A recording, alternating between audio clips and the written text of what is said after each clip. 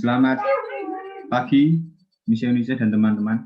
Saya Marcelino Tiasandi Kesuma Putra, NIM 29/2020-008.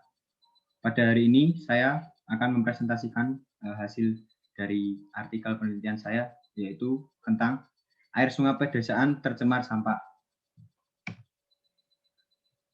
Topik yang pertama, pentingnya penggunaan air bagi kehidupan manusia, yaitu air merupakan hal terpenting yang dibutuhkan untuk hidup. Mengapa demikian? Air sangat penting karena dalam kehidupan, air banyak digunakan seperti mencuci, minum, makan, dan lain sebagainya. Bahkan bisa dijadikan ladang bisnis.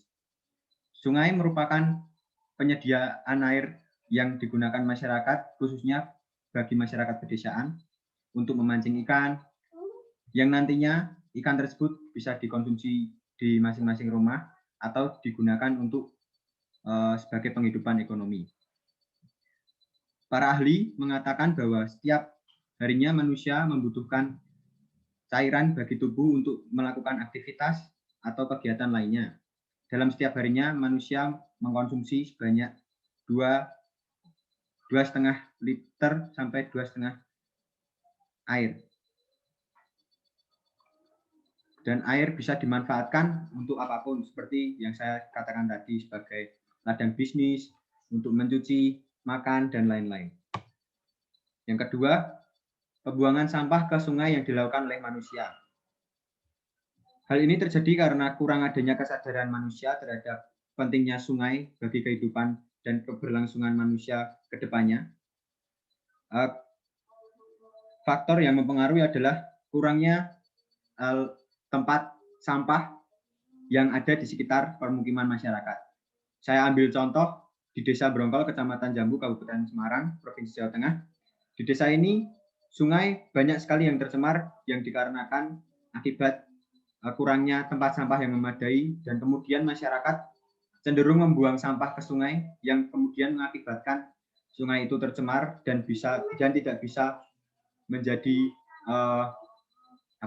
tidak bisa menjadi maksimal untuk kehidupan manusia. Kemudian pencemaran air akibat sampah organik dan non-organik. Sampah dibedakan menjadi dua, yaitu organik dan non-organik. Organik yaitu sampah yang bisa dicerna dengan cepat, yaitu seperti tumbuh-tumbuhan, dedaunan, ranting. Dan sedangkan non-organik yaitu sebagai contohnya sulit dicerna, yaitu seperti sampah plastik, pampers, dan lain-lain. Sampah sangat berbahaya bagi ekosistem, khususnya sungai, karena mengandung zat yang membahayakan lingkungan dan manusia. Pemanfaatan sampah non-organik dan organik yang belum maksimal. Ini bisa dilihat di Desa Brongkol, yaitu pemilihan sampah organik dan non-organik belum semaksimal mungkin. Jadi, seperti contoh, penyediaan tempat sampah, pemilahan sampah organik dan non-organik tidak ada. Kemudian ini harus dilakukan penyuluhan tentang pentingnya kelestarian air dan pemanfaatan sampah. Pencemaran air dapat merusak ekosistem sungai, yaitu pasti karena sampah sudah membahayakan, khususnya yang tidak bisa dicerna, yaitu plastik dan lain-lain.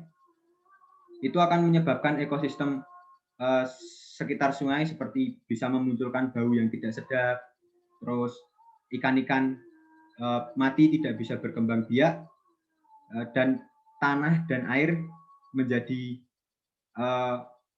mengandung zat-zat yang berbahaya. Jadi kesimpulan dari presentasi saya, kita sebagai manusia seharusnya bisa menjaga dan mengolah segala bentuk sumber daya alam, khususnya sungai dan air. Dalam bentuk pengolahan sampah, kita sebagai manusia harus bijak dalam mengolah sampah kita sendiri supaya bisa menjadi sumber daya alam yang nantinya bisa digunakan bagi keturunan manusia yang lain. Terima kasih.